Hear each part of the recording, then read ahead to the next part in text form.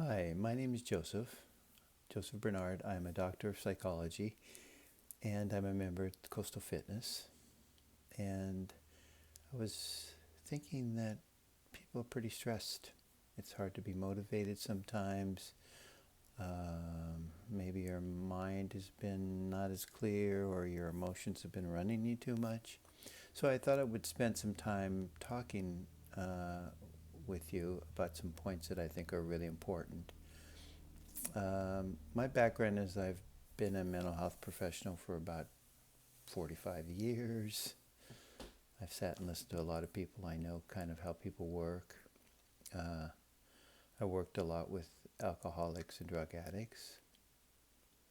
I worked for the drug courts. I worked for business and industry, doing employee assistance work, consulting with managers on how to deal with troubled employees.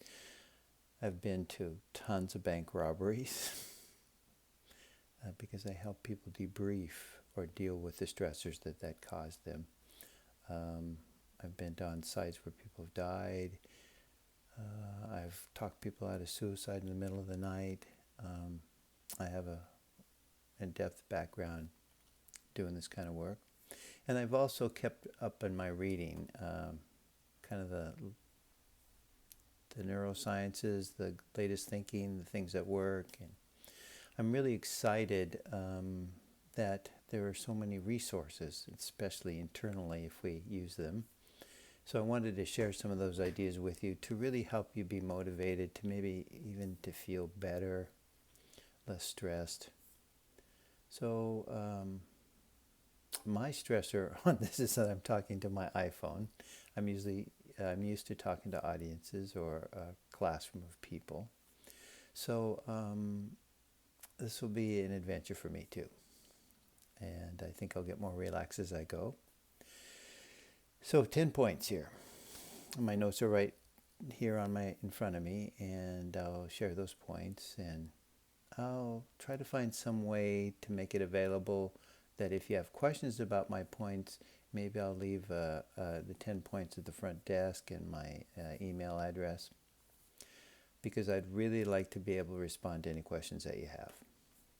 The first point is, each day is a new day. So whatever happened the day before, let that go. Release it. So if there are stressors, or if you did something you messed up, or you were maybe not as much as you'd like to be kind in some ways, release that. Today is a new day. You get to be born again each day. In a way that it means you're the creator of the experience this day, okay? So what gets in the way of that is we bring the past in with us yesterday, and we beat ourselves up about it, or we're not okay for some reason. Don't do that anymore. It's easy to say, it's harder to do. But when you wake up in the morning, have in your mind how you want the day to be. You can imagine it. You can feel what it would feel like to have that kind of day. Why not? You're the creator of your life experience, and beginning the first few minutes of your day, you begin to shape it. So think about what you'd like your day to be like. Your goal is to really be focused on what you want. Each day you wake up and you focus on what you want. Okay? Simple. Not so easy to do sometimes, but you're in charge of your own mind here. The second point is that how you talk to yourself really matters. The inner dialogue that goes on along in your own mind, most of it, unfortunately, is old conversation that you've had with yourself, and maybe that your parents have had with you. And it's maybe time to change that, or upgrade it, or make it more kind and supportive. Matter of fact, I am sure that your inner dialogue could be more positive, more supportive, and more kind to you. Okay? When I talk to people, most people say they have, they're pretty positive in their thinking, and then I'm doubtful because we have 50 to 60,000 thoughts a day. About 90% of those are the same thoughts as the day before. And if we're 60, maybe for 60 years we've been thinking the same thoughts. Again, not good or bad, just the way humans are. So let's make sure that our internal conversation, our inner dialogue, our self-talk is always kind and supportive, compassionate, understanding. And the best way you can do that is to begin to pay attention to how you talk to yourself. Note as you go through the day, it's a practice called mindfulness. It's not connected to any belief systems. It's just watching your mind. And when you watch your mind, you begin to be more the person in charge of running it, okay? Be really gentle with yourself about this. When you catch yourself beating yourself up, don't beat yourself for beating yourself up, because that isn't what you want to do. You want to just say, oh, okay, let me restate that in a kind, supportive way. So self-talk really matters. Your goal is to be 100% positive in your self-talk, okay? The next point is having an open mind and heart. There's so many things going on in the world, so many different beliefs, so many politics has gotten very edgy, and the pandemic has made people pretty uncomfortable, and fear is running you, and the opposite of fear is an open heart. You could think of fear as a contraction, a closing down, and an open heart, or love, or compassion, or kindness is an opening. The body contracts in fear. In love and compassion and kindness, it opens. Think about the person you care about most. How does that make you feel? Mostly if you're in that caring space with them, it makes you feel open and alive, okay? So love, compassion, and kindness just works better. Closed minds don't work very well either. I find that for all my life, I've been really interested in expanding my mind and learning new ideas, and making sure that my thoughts are healthy thoughts, thoughts that are working for me. If I'm closed-minded about anything, I know that I'm wrong about that point, okay? Anybody, if you're absolutely sure you're right, most likely you're wrong, because that's closed. So the more you keep your mind open, the more you keep your heart open, the better you create that day, that experience of your life. So the next point is we are human beings, and we're run by patterns, habits. You may notice that. You get up in the morning, you start doing whatever you do right away, and you just do, and just fall. It flows for probably an hour or more where you're just in habit. What I'd like to suggest is that you start doing things differently. Habits really run us, and they're unconscious. I'd like to encourage you to be a little more conscious of what you're doing through your day. There's nothing wrong with habits, but if they run your life, that means you're not running it anymore. So something like drinking a cup of coffee every morning started 30 years ago, and it's still there. Not bad or good, just still there and still running you. Do you want to change that up in some way?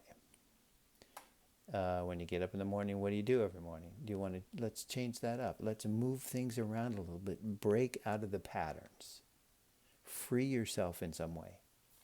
I find that when I do things differently, first place it makes me step back and go, ooh, okay, that feels different. And most often it feels good to be different, to change ourselves up a little bit. So experiment, break out of the patterns, do things differently. Because that just works better. Mix things up. Have some more fun. Okay? I'm looking down at my notes just to remind myself. old ways are better if they change. The more rigid we get, the more locked down we are, the less open we are to new opportunities or new feelings that will uplift us. The next one, number 5, is to live in the present. I don't know where else you could live, but most people live either in the past, thinking about what they should have done or how life should have been and why is it. I know of a person that is 85 and they're still talking about how they were abused by their stepmother. That's their main focus. They're 85, they're still working that. And frankly, that has not liberated them in any way. And it's sad. And it doesn't have to be that way. We can free ourselves from our past. We do not have to be run by them or limited by them. So the present really is where all the action is. Even the memories of the past happen in the now. So you can have a fond memory of something, but that happens now. So that's a present experience. In times really stressful, you may want to fall back on some memories, but you could also look and see, well, what can I do in the present that will make me feel okay? So going to do a workout, going for a walk, or two of my favorite things, I practice practices like Tai Chi or yoga or meditation when I want to change my mind, expand myself in some way. And you can also get caught living in the future. And by that I mean that you're going to feel okay when you get to this point. You're going to, when you have the new car, you'll feel better. When you have the house that you want, or when you have the job that you want, or when you have the partner that you want, then you'll feel better.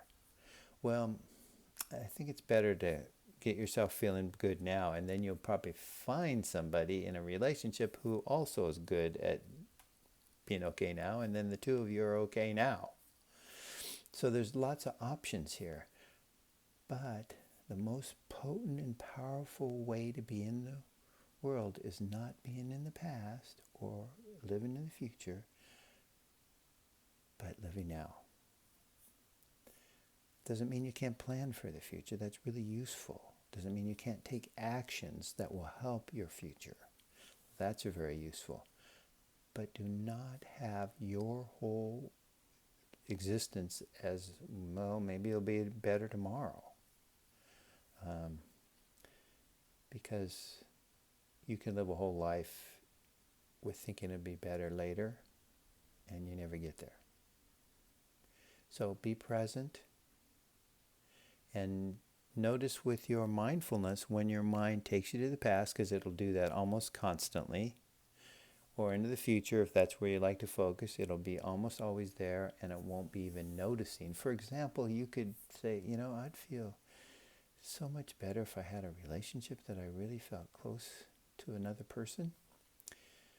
But you're always in the future looking, so even if somebody came and stood right in front of you and said, I want to be in relationship with you, you might be thinking, well, maybe someday it'll happen, maybe someday it'll happen.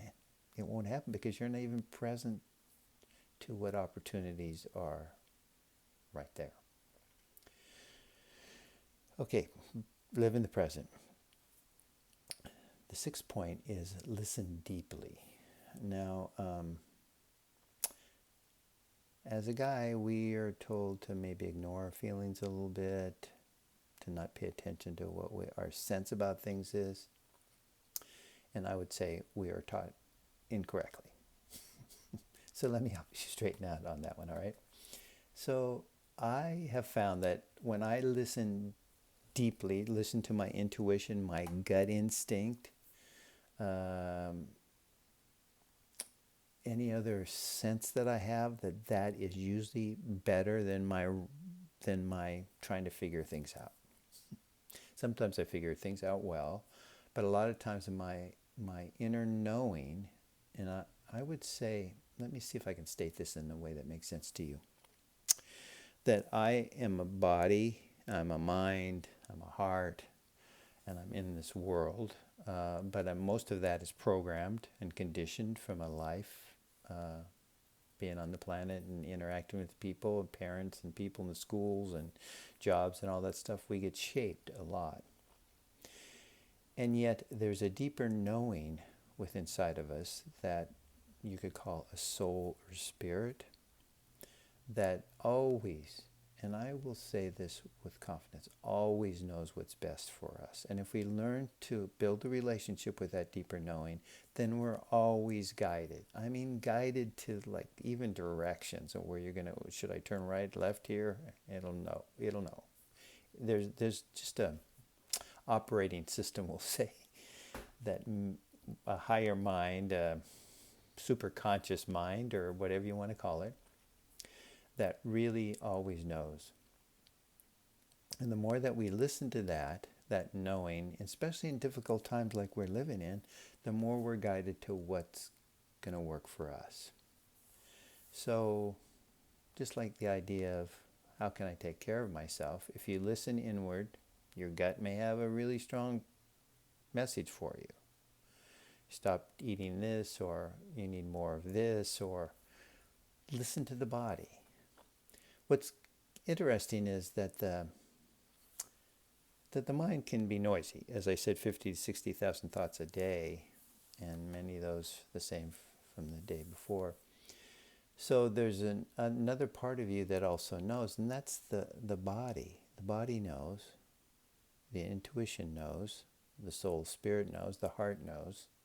A lot of the time that knowing is more accurate than what the head's thinking, okay?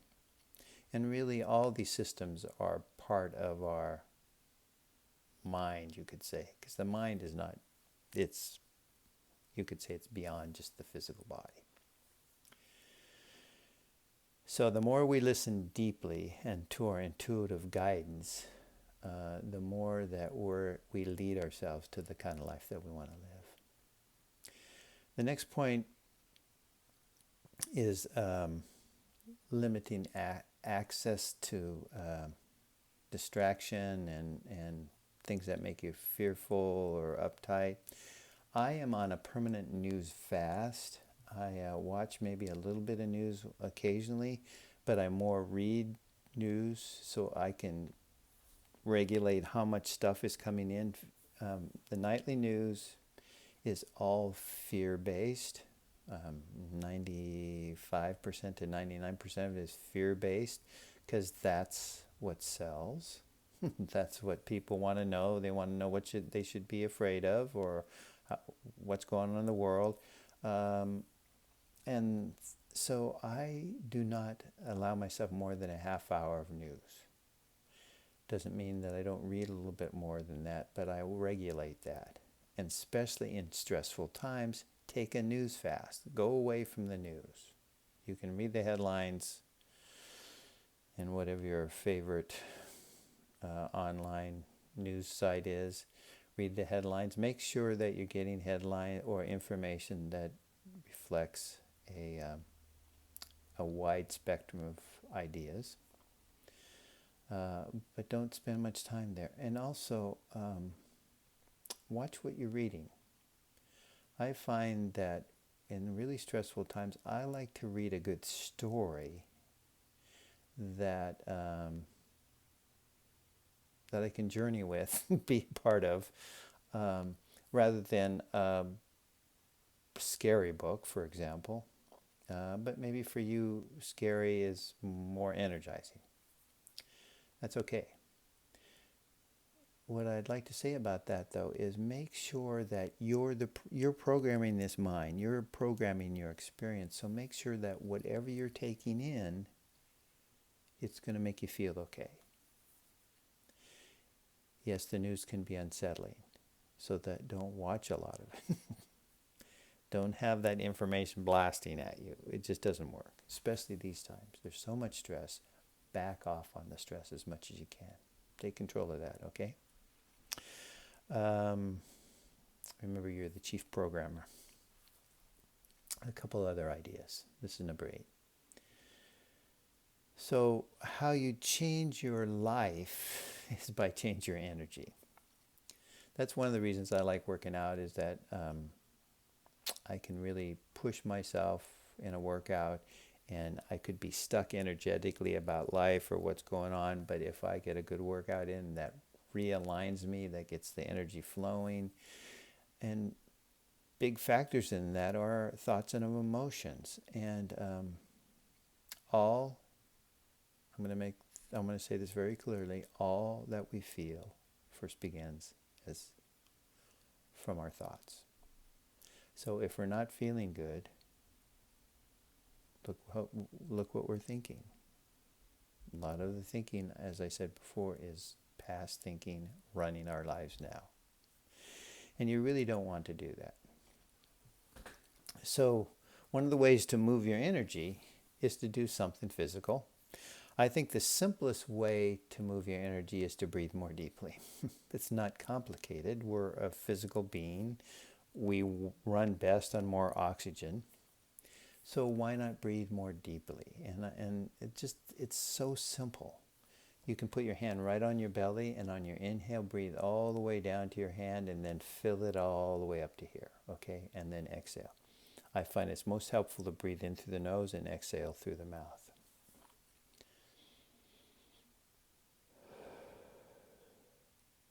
If you're feeling really stressed, do that for 5 minutes. Just breathe, and you'll feel less stressed. Yeah, nice, long, slow breaths will shift your... If you want to bring more energy in, you can breathe more intensely. Breathe really strong breaths in and really strong exhales. That'll get you flowing a little more energy-wise. The goal is to take time to really slow down. Just even a short break to slow down. Follow your breath. If you're in a really stressful situation, step away from it. Take a breath. Or be right in the midst of it and be conscious of your breath and breathe more deeply and center yourself or ground yourself in some way that whatever's going on, you let go of that stress, okay? I'm going to turn over my notes here. Try to get it on one page, but there's no way I could do that. So the good thing about the deep breath, excuse me, let me get some water. The deep breath releases stress. It also activates the immune system, and a good active immune system is really useful now. It also opens the heart and the mind and will lift your spirit, okay? A good series of deep breaths. Maybe take 10 long, slow, deep breaths, or 3, whatever works for you. You can do that anytime. You can do that, and no one even has to notice. If you can do it sitting at the gym or standing at the gym between sets. There's all kinds of opportunities. You can do it driving. One of my favorite things to do is when I'm driving, I live up near Yachats. I'm 5 miles this side of Yachats. And I like to sing in the car or chant, and I do that on the way to the gym and on the way back. I'm stress-free just doing that. It's really nice. Next one. Explore higher states of mind. Now, really some fascinating stuff is happening in the neurosciences. There's tons of research going on. It's kind of the leading edge. There's energy medicine that's coming out that really has to do with higher states of mind. A normal state of wave frequency is a beta state. If we move into more alpha states, that's higher vibration mind. That means we're thinking more clearly, and we're allowing ourselves to be more relaxed. Relaxed is good. So a simple practice to get into an alpha state, I have a little bit more water.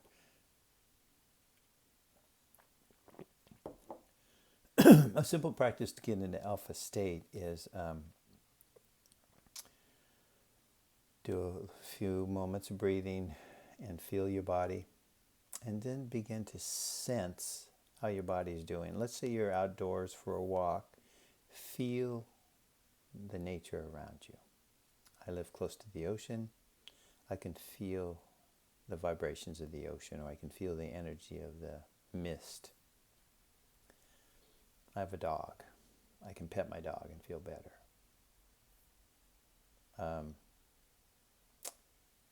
And that moving to a higher state of vibration changes it for you. You can sense your body. Sit right here as I'm talking to you. I can sense my body and see how it's doing. Just a sense, tune in how my mind's doing. Again, that could be, we could be mindful of that, but in the process of being mindful, you can also be aware of who's being aware. That's you, the part of you that just is witnessing this life. That's a higher state of mind. Another higher state of mind is creativity. You can be in the flow of being creative. It's really nice. I know I've been an abstract painter for many years. It's one of my paintings on the wall right there. I find that when I paint, everything drops away. The world, no matter what's going on in the world, it doesn't matter. If I'm writing a book, I've written a number of books, everything goes away when I'm writing. And that's a higher state of being. There's no stress in that. There's just free and being creative. And then the 10th point is taking care of yourself, self-nurturing. The more you look out for your needs, the more you change your energy, the more you change your life around, the more well-being you have. So what works for you? I mean, if you have to make a list of what works for you, what always helps you feel better. I know laughter always helps me feel better. A walk in nature always helps me feel better. Singing helps me feel better. Doing creative things helps me feel better. Having a fun conversation, especially with somebody who's, when I hang out with them, I feel more fun, more uplifted. So do that. Do what works for you and learn more about that. What works for you? Find that out. The goal really is to have fun. And actually, one of my favorite things to do is to sit in silence. It's amazing how automatic we become. You know, we have to fill it. We have to have the sound, you know, the music on or the TV on. I know some people turn the TV on when they wake up and then they have it on all day and then they turn it off when they go to sleep, or maybe even let it go as they sleep. I don't know. Silence. Silence is golden. Silence is wonderful. Silence is how you get to know yourself. You get to know what's working for you and what's not working for you when you tune in. So silence is a great way to feel better. What brings you joy? That's what matters. Really, what brings you joy? So, thanks. Thanks for letting me share this. If you have any questions, I plan to put together these 10 points and have them written out, and then you could maybe ask Bonnie or somebody at the desk for a copy of those. And then I'll have my email address on there. Just if you want to write it down now, it's Joseph, Joseph, the number 4, Peace, Peace, @gmail.com. Peace. You might not be surprised that I'm into peace, peace of mind, peace in the world. And thank you again for this opportunity to share this, and I hope you use some of these things. And if you have questions, don't hesitate to ask. You might, if you see me at the gym, you can ask. Okay, if I'm right in the middle of a heavy lift, let me put the weight down and then ask. All right, take care.